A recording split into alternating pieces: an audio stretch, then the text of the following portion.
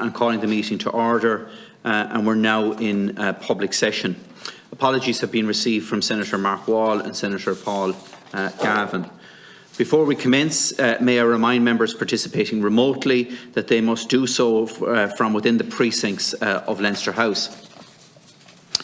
I'm pleased today to commence our discussion on a priority item of this committee's work programme, which is our consideration of the proposed National Action Plan on the Development of the Islands from the Department of Community and Rural Development. The coastal islands and communities are a crucial part of both our history and our heritage. Our committee wants to hear the voice of islanders and get their opinion on what is needed to stop population decline, to reduce that downward trend and build and sustain vibrant communities.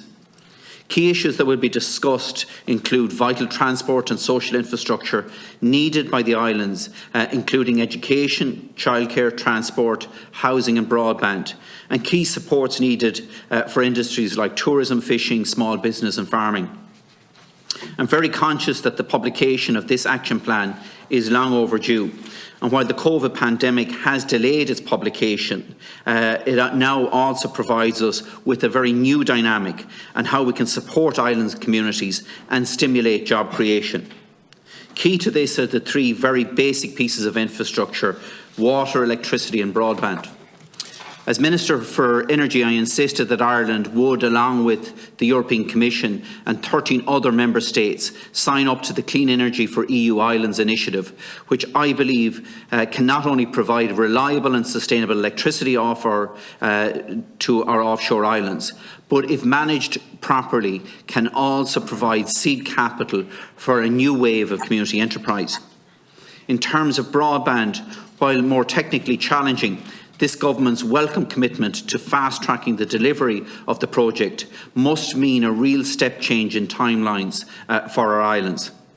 I'm firmly of the view that innovative delivery of water, electricity and broadband infrastructure to our islands can be used as a template for other isolated communities right throughout our country, benefiting all our citizens, regardless of whether they reside on our mainland or on our islands. Therefore, this crucial piece of work on the action plan should be expedited, and we must, as a committee, use this short time to have an impactful input to ensure that our island populations are catered for as necessary and to meet their needs and requirements just like everyone else on the mainland. I'm very happy to welcome two groups participating here this morning, and in this regard we would like to welcome to our meeting Máire Whelan, Corna Ilan CEO, Cathy Niguil, Chairperson of Corna Ilan Manager, and Mr Simon Murray of Coval Ilan Naherden, who is a board member, and Aisling Morden, the Chair of Coval Ilan Naherden. Before we commence, and in terms of privilege, witnesses are reminded of the long-standing parliamentary practice that you should not criticise or make charges against any person or entity by name or in such a way as to make him or her identifiable, or otherwise engage in speech that might be regarded as damaging to the good name of the person or entity. Therefore, if your statements are potentially defamatory in relation to an identifiable person or entity, you will be directed to discontinue your remarks. It's imperative that you comply with any such direction.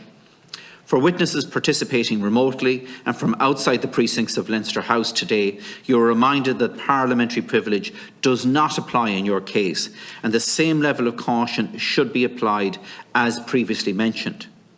Members are reminded of the long-standing parliamentary practice to the effect that they should not comment on, criticise or make charges against a person outside the Houses or an official by name or in such a way to make him or her identifiable.